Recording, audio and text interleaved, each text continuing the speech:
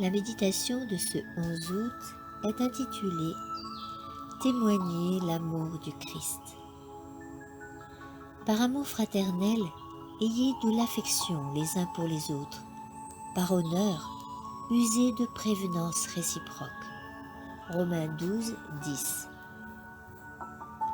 Ne nous laissons pas absorber par nous-mêmes, au point d'en oublier ce que Dieu nous demande et les besoins du monde. Dieu désire que nous soyons meilleurs, plus aimables, moins critiques et suspicieux. Si nous pouvions avoir l'Esprit du Christ dans nos relations avec nos frères et voisins. Nous devons laisser de côté notre égoïsme pour offrir un service aimant à autrui.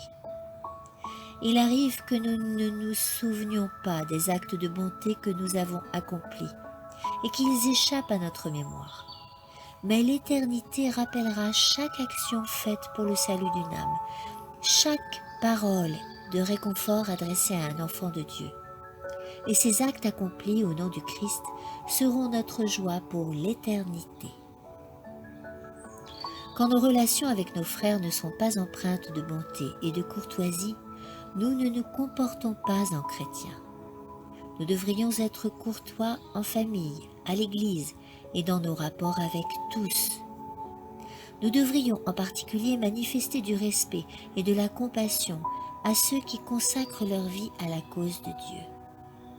Nous devrions faire preuve de cet amour patient, serviable, qui n'est pas envieux, ne se vante pas, ne s'enfle pas d'orgueil, ne fait rien de malhonnête, ne cherche pas son intérêt, ne s'irrite pas, ne médite pas le mal.